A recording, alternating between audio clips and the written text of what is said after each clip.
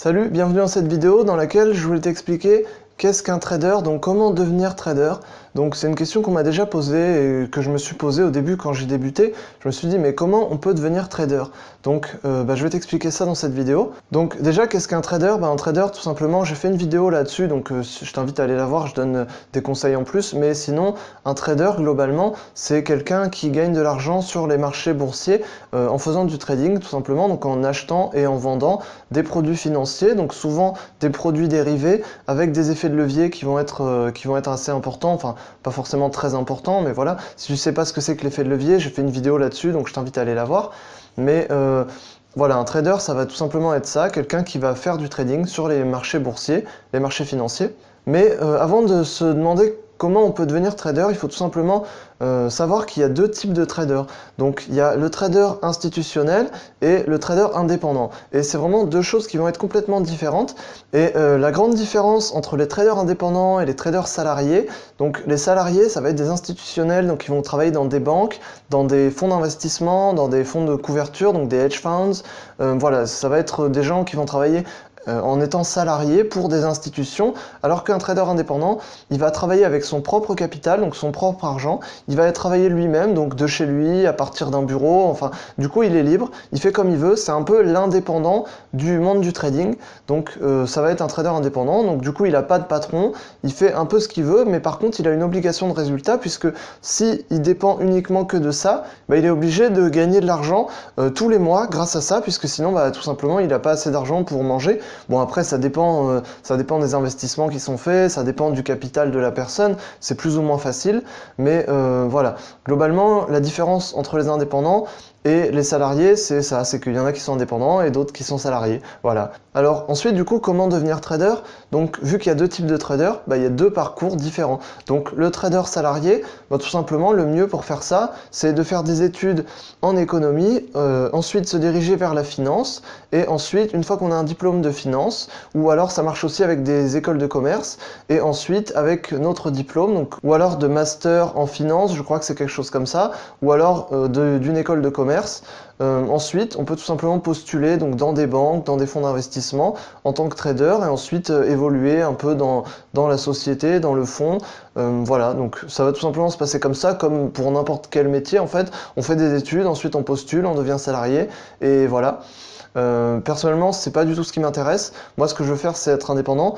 Donc, pour devenir trader indépendant, c'est plus compliqué, mais pour moi, c'est aussi le plus intéressant, puisque on peut se former en autodidacte, donc on peut se former tout seul. Donc, c'est-à-dire que c'est à nous de trouver le moyen de se former, donc par des formations, par des livres, puisque l'idée, c'est d'être formé aussi bien, voire mieux que quelqu'un qui a fait des études. Donc, toutes les connaissances, on doit les trouver par soi-même, on doit se débrouiller pour se former par soi-même. Donc, bien sûr, on n'invente pas tout ce qu'on va apprendre, mais tout simplement, on va le chercher dans des livres, dans des formations, auprès de gens qui sont plus expérimentés. Donc, voilà, sur Internet, on trouve beaucoup de choses, dans des livres. Moi, j'ai suivi pas mal de formations, que ce soit en physique, sur Internet, dans des livres, et régulièrement. Donc, je continue toujours à apprendre. Et je pense que ça, c'est quelque chose qui est assez important. Et souvent, les gens qui font des études et qui ensuite deviennent salariés, oublient un peu.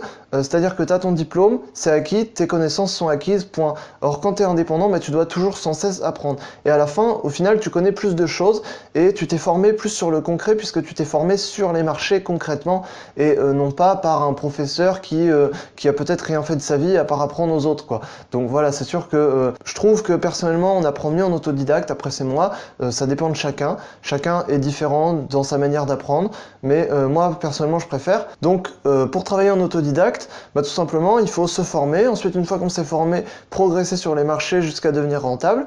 Une fois qu'on est rentable, donc bien sûr, il faut commencer avec un certain capital, puisque si on veut en vivre, il faut déjà avoir un capital, donc ou alors d'une activité précédente, ou alors se former son capital en le démultipliant.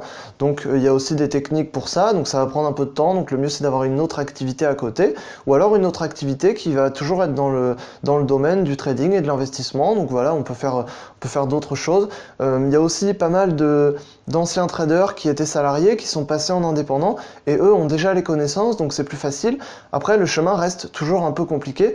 Voilà. Ensuite, un projet qui est fait donc souvent par les gens qui se mettent en indépendant, c'est de monter une propre structure. Donc certains créent leur propre fonds d'investissement, leur propre fonds de couverture, donc ça dépend. Après, suivant, il y en a qui sont spécialisés sur certains marchés. Voilà, après, il y a plein de possibilités d'évoluer différemment, mais voilà, c'est possible de se former tout seul en faisant du trading. Il y en a déjà plein qui l'ont fait, qui se sont mis à en vivre, mais voilà, c'est vrai que ça demande beaucoup de motivation. C'est un parcours qui est assez compliqué, mais c'est aussi le parcours qui apporte le plus d'expérience, le plus de richesse et qui, je trouve, est le plus intéressant. Voilà, donc il y a deux types de traders, il y a deux types de parcours. On peut devenir trader de deux manières différentes. C'est pas forcément deux choses qui sont opposées, ça peut être lié. On peut avoir fait des études, être mis en indépendant. On peut avoir commencé en indépendant également et ensuite être recruté si on a envie. Donc voilà, ça dépend en fait. Le domaine est toujours le même, donc tout ce qui se fait dans ce domaine-là est lié. Voilà, j'espère que je t'aurai un peu aidé dans cette vidéo. Donc si tu veux devenir trader, j'espère que je t'aurai aidé, donner un peu quelques astuces si tu débutes, donc peu importe, hein. Si tu n'as pas les moyens de faire de longues études, tu peux te former tout seul et ensuite si tu veux être salarié, tu peux, si tu veux être indépendant, tu peux également, voilà, chacun peut faire comme il veut, comme il l'entend et comme il le désire.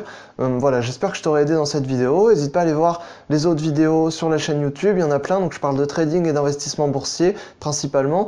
Donc voilà, moi je te dis à la prochaine dans une autre vidéo, salut!